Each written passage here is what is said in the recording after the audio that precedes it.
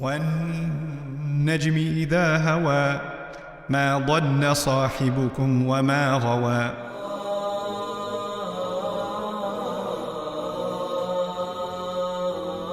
So, what he's saying is, this is actually i'tirad. I'tirad means there was a statement being made in the previous ayah. Inna rabbaka huwa a'lamu biman dhalla an sabilihi wa huwa a'lamu bil muhtadin liyajziya alladhina asa'u bima amilu. Allah knows who's guided, Allah knows who's misguided, so that He can compensate the sinner, so that He can reward the good person. And the ownership of the skies and the earth is just put in the middle. It's just interjected between those two sides. Because on the one side you find misguided and guided, and on this side you find sinners and do-gooders, right? So he's saying that's just it's interjected in the middle. By the way, Allah owns the skies and the earth. So then look at this incredible design of the ayah. If you pay attention, first, inna rabbaka, or I'm combining those two ayat now. Inna rabbaka huwa a'lamu biman dhalla an sabilihi. It is in fact your Rabb. He knows better who is misguided. We already read that one. He knows better who is guided. وَلِلَّهِ مَا فِي السَّمَاوَاتِ وَمَا فِي الْأَرْضِ. And Allah alone owns whatever is in the skies and the earth. But you see how I wrote it in the Arabic?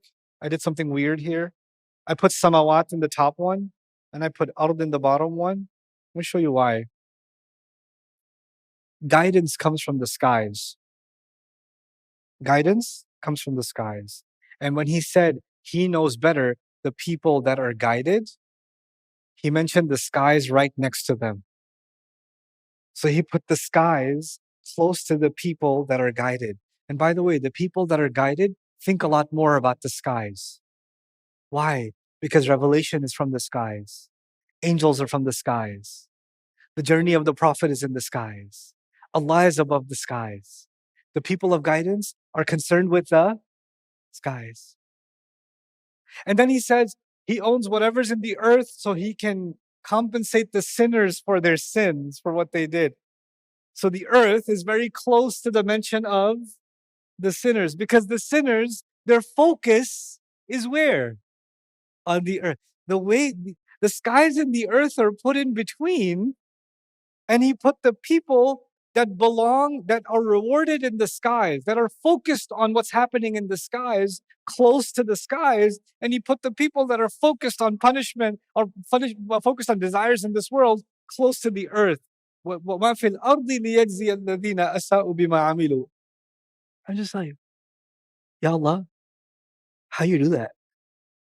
I can't do that. Oh, that's why it's Quran, because we can't do that.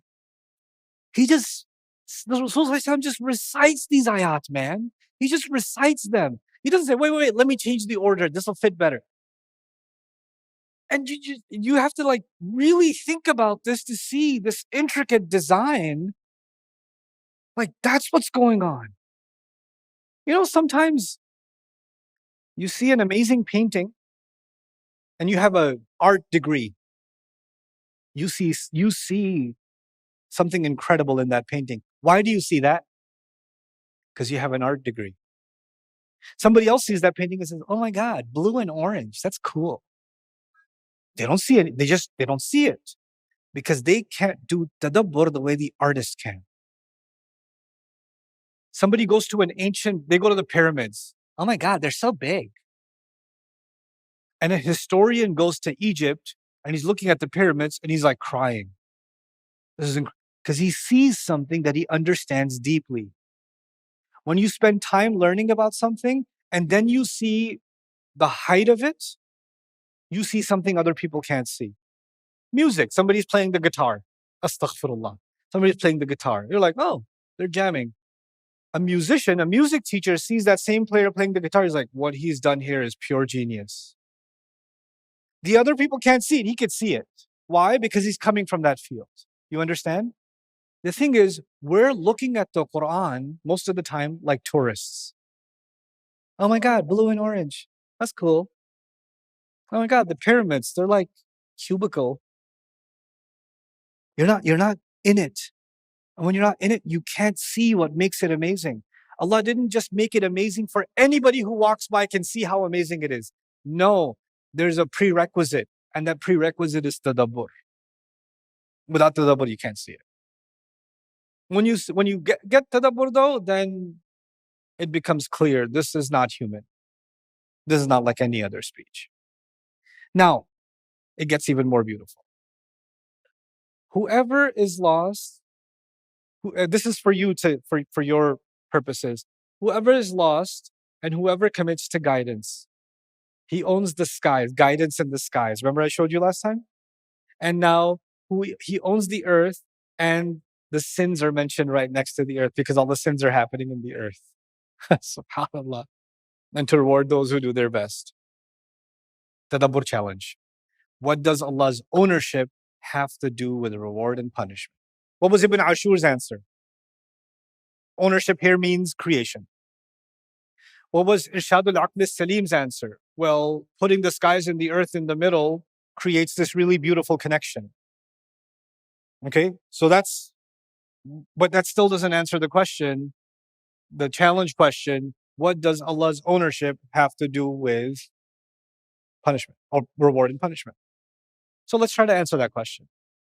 When somebody owns something, if I own a goat, I decide the fence in which it will stay. I set the boundaries. I decide when it's going to eat. I decide when it's fat enough for me to slaughter because it's mine.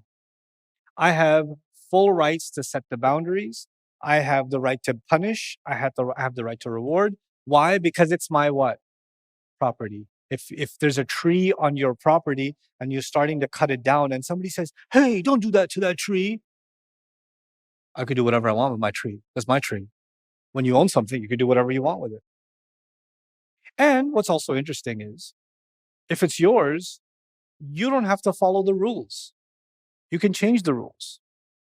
You could say, I wasn't going to cut you, tree, because I like you, but today I don't like you. I changed my mind. I'm going to cut you. You could just have one rule one day and another rule another day because you're a dictator. You have complete control.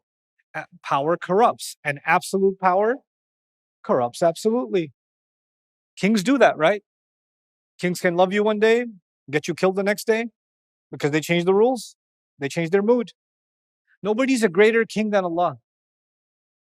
Allah has every right to change the rules. But Allah in His perfection and His rahmah decided that instead of not explaining Himself and just doing as He's going to do as He pleases anyway, but He reveals a system to you and says, I will reward those who do good, and I will punish those who do sins. And here's what sins are, and here's where good deeds are, so you're not confused about what bad and good is. He gives it to you. And I'm giving this to you, and I have the right to give this to you because I own whatever's in the skies and I own whatever's on the earth, which means I own you, and you, part of you belongs to the earth, and part of you belongs to the skies. The ruh came from the skies. And part of your needs came from the earth, which I made, which I own, and part of your needs came from the sky, guidance, which I also own. So I'm going to decide, Allah is basically telling us, what is it that will be punishable and what will be reward worthy.